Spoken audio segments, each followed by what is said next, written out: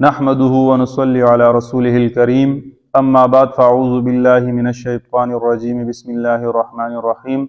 محترم حاضرین، سامعین و ناظرین، آج میں آپ لوگوں کے سامنے اعتکاف کی چند ضروری مسائل اور اس کی فضیلت حدیث کی روشنی میں بیان کروں گا۔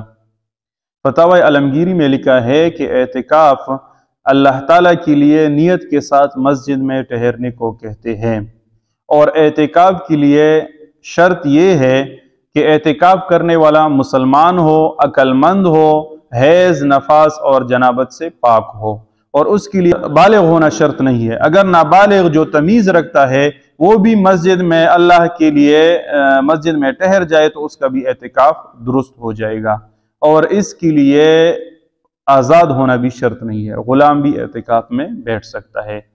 حاضرین کرام، اعتکاف اس مسجد میں ہوتا ہے جس میں جماعت ہوتی ہے، یعنی مسجد جماعت میں اعتکاف ہو سکتا ہے، اور اعتکاف یہ سنت موقدہ علی الکفایہ ہے، یعنی اگر پورے محلے کی طرف سے اگر ایک بندہ اعتکاف کی نیت سے مسجد میں اعتکاف کرے آخری رمضان المبارک کے آخری عشرے کا تو سب کی طرف سے ادا ہو جائے گا۔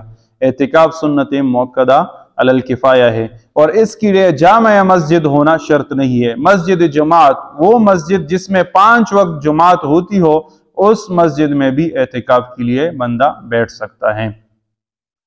حاضرین کرام، حضور نبی کریم صلی اللہ علیہ وسلم کا فرمان علی شان ہے، ابو داؤد کی حدیث ہے، ام المومنین حضرت عائشہ صدیقہ رضی اللہ عنہ سے مروی ہے، فرماتے ہیں کہ آپ صلی اللہ علیہ وسلم نے فرمایا کہ اعتکاف کرنے والا نہ مریض کی عیادت کے لیے جائے، نہ ہی جنازے کے لیے جائے، نہ ہی عورت کو ہاتھ لگائے، اور نہ ہی اس کے ساتھ مباشرت کرے، اور ضروریات اصلیہ، حاجت اصلیہ کے علاوہ باقی حاجات کے لیے مسجد سے باہر نہ نکلے۔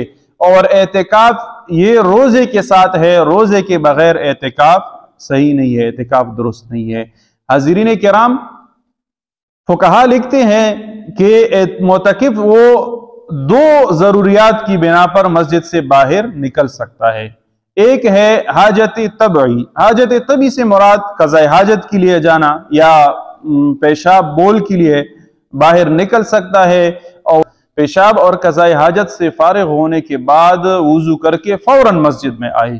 اور معتکف کے لیے یہ بھی ضروری نہیں ہے کہ وہ وضو پر وضو کرے، یعنی اگر اس کا وضو ہے تو دوبارہ وضو کرنے کے لیے مسجد سے باہر نہ نکلے، اور نہ ہی ٹھنڈک حاصل کرنے کے لیے وہ غسل کر سکتا ہے۔ اگر غسل اس پر فرض ہو تب غسل کر سکتا ہے، اگر غسل اس پر فرض نہ ہو تو وہ غسل نہ کریں۔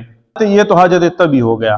حاجت شرعی سے مراد یہ ہے کہ وہ نماز جمعہ اور عید کی نماز کے لیے جا سکتا ہے، یہ حاجت شرعی ہے۔ اور اعتکاف کی فضیلت کے بارے میں حضرت عائشہ صدیقہ رضی اللہ عنہ سے ایک روایت مروی ہے، آپ فرماتی ہیں کہ حضور نبی کریم صلی اللہ علیہ وسلم رمضان کے آخری عشرے میں اعتکاف کیا کرتے تھے۔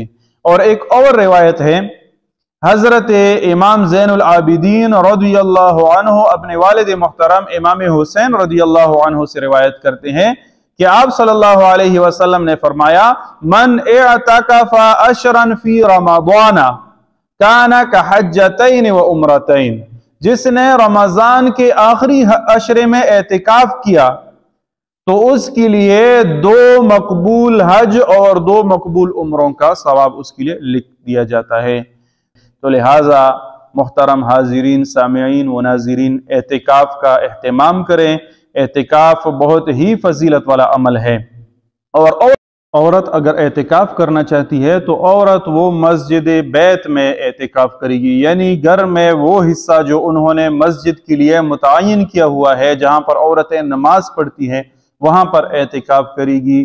جو مردوں کی مسجد ہے اس میں عورت اعتکاف نہیں کر سکتی، بلکہ گھر میں جو انہوں نے نماز کے لیے جگہ مخصوص کی ہوئی ہے وہاں پر اعتکاف کرے گی۔ تو لہٰذا حاضرین، سامعین و ناظرین، اعتکاف کا اہتمام کریں۔ کل انشاءاللہ 21ویں شب ہے، یعنی 20 رمضان المبارک ہے، اور 20 رمضان المبارک کی غروب آفتاب سے پہلے اعتکاف کے لیے بیٹھا جاتا ہے، تو اعتکاف کا اہتمام کریں۔